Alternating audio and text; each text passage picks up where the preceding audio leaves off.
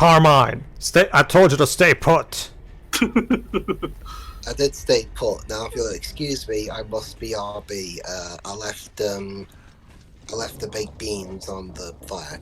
Campfire. So much for staying put. Also, Dubs, to answer your question, well, see, here's the thing, Dubs. I was originally thinking of giving Bear to you. However, since you've decided to go with the kind of dorky, unimpressive gear for your character that you're characterizing it right now, then in that case, you're much more appropriate to be Carmine then. Casting right. Yay, more reinforcements. Alright, I'll be alright. And all surviving so far. Good. I mean, good. besides, despite the name, Roger that, Delta. We're beginning our mission. yay, despite the name, it doesn't seem to have. We didn't bother to at least try to give a sort of Italian accent. So. Oh, you're talking about Carmine? Yeah, and also, and by the way, the correct, like I mentioned sporadically previously, the correct pronunciation should be Carmine. It's just that, I guess that's a thing that, America got from the Italian immigrants. Admittedly, we do sometimes pronounce it either Carmine or Carmine. It's usually up to the person naming to decide how they want to pronounce it. Well, this thing, Java, it's much like other things. I can easily imagine this was a thing that the Americans who were living there basically picked up when they needed to talk with people with that name, that were Italian immigrants. Mm-hmm. Pew.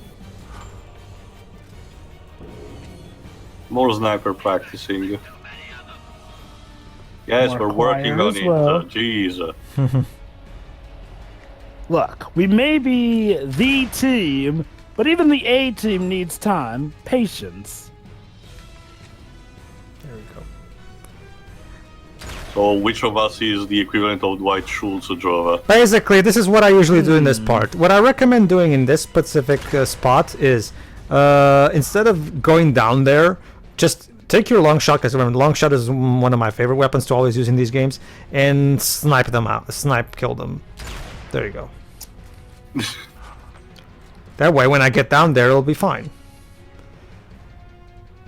Hold still. There you go. 16 shots. Just make them count. I'm so far away from them that they can even tell where the shots are coming from. Headshot. Yeah.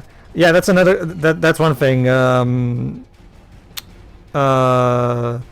The Gears Judgment tells you when you've done a headshot. That was finally they've implemented something like that. I guess it does the whole slow-mo thing. No, it does. It just has a little word saying headshot there in the corner. Part of a point thing, or is it like one of those things where There actually for the side mission, yeah. Yeah, there actually is a scoring system in Gears of War Judgment. Gears of War Judgment is still the same basic card-based shooter as the other games. It's just that just a completely new control scheme. Yeah, we'll get to that after free. For now, we have 2 and 3 to do. But outside of that, yeah, it has a scoring system. It has a bonus campaign called Aftermath, which takes place after Gears 3, and so you can talk about what happened after the end of Gears 3. I kind of wish that was the DLC campaign of Gears 3, to be honest, instead of Zeta Squad. But whatever. What a dumbass. Alright, and fuck. Okay. Shit. Here's the thing, again, a sniper rifle requires precision movement, and aiming with a controller is kind of difficult. That's why a lot of with something as shooters are much more. Shooter have managed to become a staple of PC gaming because it's much more easy to aim precisely with a mouse. Yeah, that's one of the primary reason Gears of War fans don't like the crossplay between console and PC thing that the multiplayer has now, and it forces it on you because it allows PC gamers to basically devastate steamroll for the console players. Yeah. Again, it's not like analog sticks are bad, but dang, aiming with a mouse is just so much better. It's just that it's just that aiming with a mouse is so much better because you have a lot more. Again, it's precision basically. It's not a matter of input lag or anything. It's a matter of precision. Like, essentially, a mouse is literally you would have had a turret anyway to use. Yeah, a mouse is something that you regularly use to make more precise actions on a keyboard than you could with a touchpad. Like, that right there shows you how much more precise a mouse is than an analog stick. Mm-hmm. Think you've given them enough yet? No, they apparently don't stop coming, so... When you're doing it... The hits won't stop coming then. In the campaign, that's still tolerable, since in the campaign it's single player, so you're just fighting the AI, so it's fine. It's when you're doing multiplayer that it becomes an issue because of the crossplay. Yeah. Oh shit. It's not even just the mouse advantage too. There's also the fact that PC players can turn off the foliage, which means that the cheats. Not just cheats too. There's actually you can go to the PC exclusive options and turn down the foliage, which means that you'll be visible. Like you can be playing on a console and be visible even though you're covered in grass, and you will never even know because he's the one seeing you on the PC because he turned down the foliage effects. Okay. So it's a very unfair advantage. Why they would allow the console players to do that as well? Well, that's usually that kind of setting. Oh no! Oh boy! Yes, Tio, meet the big one. Bacon, where are you? well. Remember, Jova, that kind of option in games is only on PC. Remember, because it's one of those things that they allow for people to do just in case their PCs are not powerful enough to render all the effects. Well, so. I get that, but you think that they would give them the option, strictly for maybe just multiplayer in case. Well, that's the problem, Jova. It's exactly in multiplayer that they use them, and that's the problem. Honestly, Jova, the problem, there's an even better solution. Just make multiplayer maps without the foliage thing that can be exploited. Yeah. But Tio, the immersion, all the great details we can add in there. The idea of the foliage is to camouflage behind the cover. Just use something else. Or even better, considering, like Theo just said, you can also use PC trainers to cheat. How about this? Have console players only get paired up with console gamers, and PC players get only paired up with PC gamers. That way you don't get the unfair advantages. But of course, the problem, it becomes abundantly clear that the only reason Microsoft is now forcing crossplay between is because they need people to fill out the lobbies. Because it's kind of ironic, seeing as how in a lot of cases people actually want crossplay, but this is actually a case where crossplay is forced onto them. Again, see, we're not even asking. Well, not me. Well, don't worry about those two. Well, not we, because I'm not a Gears multiplayer gamer. But the point is, okay, they're not even asking for it to be removed. Just give us the option. Give us the option to turn off the crossplay. That's that. Yeah. I think it's safe to say that's not a natural K formation. Don, have you seen Tremors?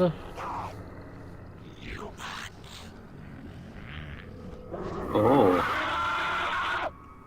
Oh, it's you again. What? Let me sing to you the song of my people! That particular enemy is known as a contest too. Basically, they're kind of sergeants equivalent of the army, I guess. So they're the ones who are more powerful, and they usually order the mooks around. So try to prioritize them as a killing. Got it. Well, not necessarily. You don't need to prioritize them necessarily. It's just that they're tougher though, so it is a good idea to kill them early. Well, I guess. I thought since they're like a command unit, but also issue orders to the others. If you kill them first, then maybe you get the others, in the state of panic. That's the thing too. Of all the Locusts, the queen is. Oh shit! Whoop! That was funny. It's like off camera, then hey there. Boom. But that's the thing too. Of all the Locusts, only the Queen displays proper, rational intelligence. Instead, all the others are just mindless monsters. But apparently, like me and Joe have been talking about, secretly behind the scenes, it seems like Gears 4 explains why. Yeah. Well, let's not Again, forget, if they function kind of like an insect, like society, they, they have a sort of like a neural synapses network. I don't know, too. The games don't explain that. Maybe it's explained in the comics, but I don't know. No, I'm guessing. Considering again, there's a parallel kind of like to the an ink grenade. What the fuck is this Platoon? Where's Shirei when you need her? This one gives off poisonous gas, so it's Platoon, but manly. Don't worry, Joe. Don't worry, Teo. Shirei will join us for Gears. Oh my. That ragdoll, though. Yeah. don't worry, Teo. Shirei will join us for Gears 4. And probably be utterly confused. No, but what I was saying is that again, since there are parallels to stuff like Starship Troopers or the Tyrannies in Warhammer 40k, usually those kind of more quote-unquote mindless enemy still have this kind of behavior where even smaller command unity issue their own even though they're all connected to like a hive mind structure. Mm-hmm. All should hopefully make enough sense later on. Sure. But I think the big problem too is that again the game never. That's alright. The game never explains any of that because we just see whenever we see the Queen, she just orders them by talking. There doesn't seem to be any kind of mental connection or anything like that. And to be fair, the CDCs didn't seem to have established, at least so far, psychic kind of powers. So it kind of begs questions because like Dues pointed out when we finished the first game, the Locust Queen looks completely different than all the other Locusts. She actually looks human except with an outfit. And but yeah, like me and Joe said, apparently Gears 4 is gonna explain that, but I'll get to it. And then Gears 5 will expand on it in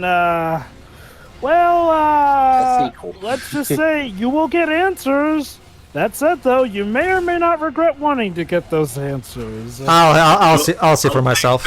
I'll take a bad answer over a no answer at all, to be honest. No, I'm with Teo actually. I hate bad answers, of course, but yeah, call it OCD, but I just prefer when a story gets to be at least finished in some kind of way. Yeah, I completely understand. And I guess if I can give... Think of it like this, Jova. Like, for how paradoxical it sounds, oh, Jesus Christ. I'd rather have had the lightning returns to be a thing over no continuation over the ending of 13-2. Sure. I can definitely understand that. I'm sort of like that myself, where I do want proper conclusion rather than seeing something just be left hanging. Jesus Christ! They're stop pumping. Think of it like this. At the very least, terrible answers will give us something to rant about. So there's that. Okay. To give my own consensus of it, Gears 5, I feel, does pretty much wrap up all big questions you have about this stuff. Again, how much you like those answers will Notice how down to up. Yeah. It depends on it's when you approach them from behind. But granted, I haven't played it myself, but from what I've seen from Shepard Gaming videos, apparently you can't do that in the modern Gears games, which is kind of a shame. Alas. That said, though, you will definitely know why the Queen looks like she's a human dressed up in gear. Mm-hmm. She was a cosplayer and it went wrong. That is actually not too far from the truth, but it requires... It's like... Or is it like what I said last time, where it was like Scorpion, he got stuck in his suits and can't get out? That reminds me, too, the other day, just for the sake of, now that I have more context and stuff, I went back and saw Microsoft's E3 2016, where they revealed Gears of War 4. Gears of War 4, and it ends with Kate, aka Laura Bailey's character, going on a massive rant with a shit ton of cussing. And like, how I'm gonna get you, and like it's for a moment there, she kind of sounded like Kaine. And Geo Dwibs, just to give you some context about how we first meet that character, she's a scavenger. Okay. Well, Out in a desert environment, who just happens to stumble across our main cast of heroes. If you're a scavenger, Joe, you go anywhere you have. You're making a Force Awakens joke, I'm guessing. In more ways than one, my friends. Actually, Jova, it's interesting you say that because I saw someone make another comparison about that. They say that remember, Microsoft bought this IP after Epic stopped making the games. They regard Microsoft as the Disney to Gears' Star Wars. Yep, it pretty much fits. Basically, the worm is just passing by, chilling the fuck out there. No, just passing by. That's Jova. At the very least, Disney gave us the Mandalorian. So I don't see a Mandalorian equivalent for Gears so far. No, I can potentially have hopes in tactics, just for the fact that they seem to be going for the safe route and copying XCOM. So Is there going to be an equivalent to Solo, I wonder? Well, I guess Judgment doesn't work since that was before Microsoft. Yeah. Remember, they're also doing that Funko Pop game. Oh god! No, what I mean is, they make a game that the one buys. That would be Gears 5, Dwibs. There was there's more to Solo than just low sales, but whatever. Anyway, we're finally in. Hello? Anybody home? This is kind of getting sort of fucked up because now we're seeing actual architecture on the Locust. That's a giant Reaper. For you. See, that guy I think is giving orders. It's the Predator again. That thing, we'll deal with that thing more in Gears 3. For now, let's. Oh no! Giant worm! Again, Kevin Bacon, where are you? God, is this? How do you even take down this kind of thing? Is this the Alaskan? Well, don't worry, Teo. Marcus has an idea. Later, though. Well, Lives, imagine if the Alaskan bullworm was 100 times bigger and had armor plating that made it a heck of a lot harder to hurt. Also just received topside confirmation that Elima City, Well, crap. the entire city has been sunk right at your position. Yep, that thing just sunk an entire city. So there you go. That's I honestly convinced John DiMaggio to do a couple of takes before actually getting it right, because maybe he was starting laughing. So yeah, I'm supposed to react like this to a giant worm that sinks an entire city. Sure, all right. Denison, sinking. What's that? Sinking feeling. Like I had trouble reading because the font blended with the textures of the floor. There's the thing. There is a shader to the font. I can totally see a shade, but apparently it's not enough. Weird. Whatever. So yeah, that's how the Locust have been destroying human cities throughout the war, thanks to that giant worm. The giant biological worm. So, what's the next thing for us to take down then? I guess the most effective thing will be feeding it something explosive, I guess. One of our main priorities right now. Getting it inside it first, and how are we gonna do please. that? One of our primary goals right now is also to reunite with Colin Baird. Yeah, get the team back together. Oh crap! Oh yeah, Cole. Yeah.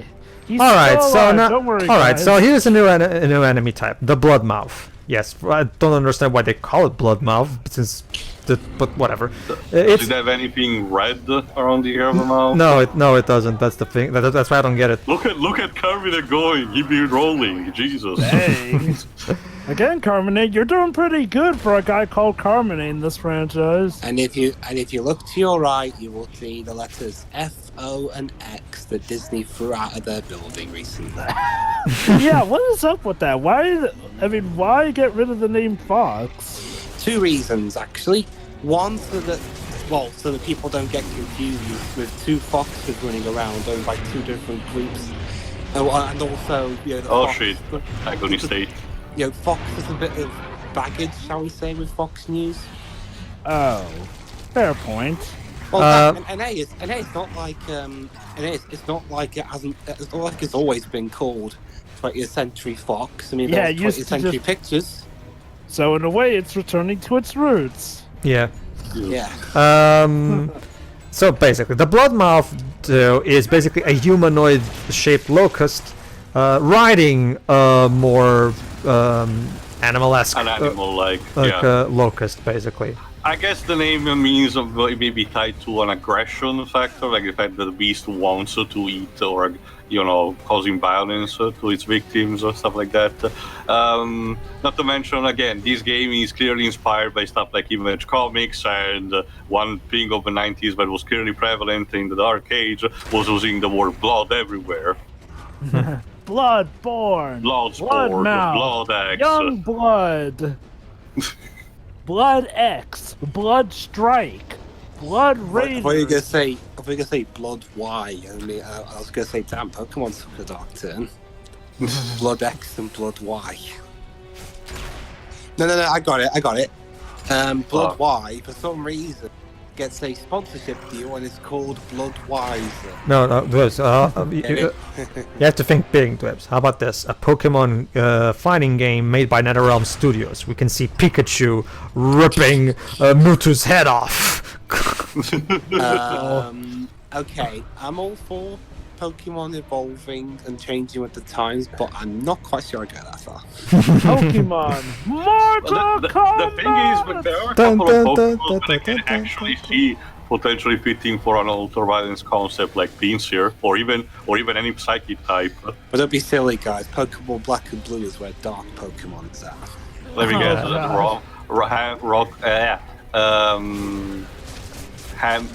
God damn it, the Hack ROMs. Hack ROMs that are more violent. Yeah, I guess. I would not be surprised. Well, if there that's have the way. been a couple. I even saw. See what I told you, Pedro. It's aggressive. There's even this little. I'm series aware of called that. Pokemon. There's even this web series called Pokemon Rusty, where Red's a completely incompetent dipshit. And, Of course. Look out, Pedro! That guy attacking you is aggressive. Right Even now, more I'm so preferring, than- right now, as a Pokemon web series, I'm preferring, I think it's called Starter Squad, the one that it's on, I think, in Source Spear Maker, that stars Charmander, Bulbasaur, and Squirtle going Have around. you seen this new one called? Wait, well, is that a have you comic or an SFM series you're talking Yeah, about? SFM series, Joe, a web series Speaking on of, YouTube. speaking of Pokemon on the internet, there's this new official web series called Pokemon Twilight Wings. Interesting. yeah, but- What's it about? It's just a Basically, set of 5 to 6 minute little mini stories in and around the Galar region. much like other companies, Game Freak and Nintendo are deciding to, well, in this case, just the Pokemon company, because I think they are promoting this one particularly, the fact of promoting the new games with short animations on YouTube. Huh. Not a bad idea. Especially considering that the anime, the main anime, I mean, is not just in Galar; it's going all over the place. Yeah. In all the yeah, past what if- regions. We're doing a soft reboot in the sense that the series is going forward still, but they are not doing the usual progression that they had so far. It's just a bit more of all over the place, like we've said. I guess the figures, Ash finally wins the tournament of the past So, yeah, region. So of course it's finally time to soft reboot. So are After we how still? many years? God. Remember, technically speaking, he won 22. something, but it wasn't even canon with the games, so who cares? So this time he finally wins something that is canon with their games. Not even. Holy That's cow. the thing, Jova. It's technically not even that, because remember, Aloha doesn't technically have a proper league. Well, But it is by a the league. well, Tio. I don't know if you played Gen 7, but by the end of it, they actually do make a league. True, but I suppose. Yeah, we can't goalpost shift this time.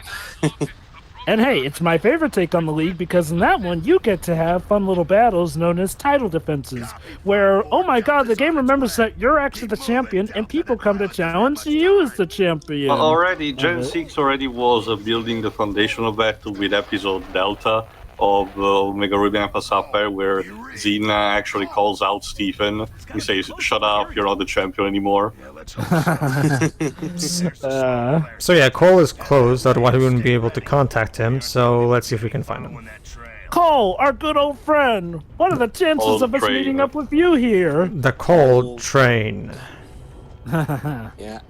Honestly, like I said, the only Cole that comes to mind for me is Cole Phelps, and that's mostly because of watching playthroughs of people just trashing geez. all of Los Angeles in his car. With the press X to He should doubt. be playing the infamous. Well, okay, technically speaking, no, because we don't have a PS3. But the infamous duology established Paul McGrath as a sort of decent protagonist. Also, Jover, it's press X to bad cop now. Not on the versions that didn't get updated. Okay. PS3 in that. By the way, Liz, in the meantime, I thought of a better example for what we were trying to talk to you about in the previous part, actually. Basically, okay, Liz, to give you an idea, okay. One thing you can do in this game when you tackle down an enemy into the ground, you can kill him by stepping on his head and making it, kind of explode, kind of. It's called a curb stomp animation. It's available on the original trilogy. However, Dwips, in Gears 5, you have to pay to have that animation. So they're charging us for something that in the original trilogy was already included in the game at launch. Not for nothing, Pedro, but you already mentioned that. Did I? Yeah. Okay. I don't know. In a previous part, I guess. Okay, never mind then. Well, regardless, that's the. It still stands, though. Regardless, it's basically one of the main reasons why fans are angry at the microtransactions of Gears 5, is because it's such a clear, like, they know that we like that animation, so of course they're going to charge us for it, unlike what the original games did. But anyway, moving. And not only that, even still, the animation isn't as graphic as it was in these games either. So you're essentially now paying for a watered-down version of said animation. Mm-hmm. It's almost as bad as when Konami charged us for... Oh, wait, no, Konami did it even worse. They charged us for game save files. Not just that, the entire concept of Metal Gear Survive is based around... Okay, hold on. Hold on, I'll finish. Let me just... Back inside the building. We're sitting ducks out here. I care about your safety, dang it. Well, I mean, that's Of the only course, way there's an ambush. I mean, that's the only way Konami can be worse now. Is if you don't pay up, they set your console on fire. It's that's the thing, Joe. But the whole concept of Metal Gear Survive is to constantly annoy the shit out of you, and in order to make the game bearable, you have to buy stuff in the store because there's this. What's that? You're running out of water. What's Yes. that? You're running out of Yes. oxygen and the will to breathe. Pay attention. No, literally, every 10 seconds, pay attention to your fluid intakes. You are running out of fluids, and you have to constantly go back to the base and create more water resources to take.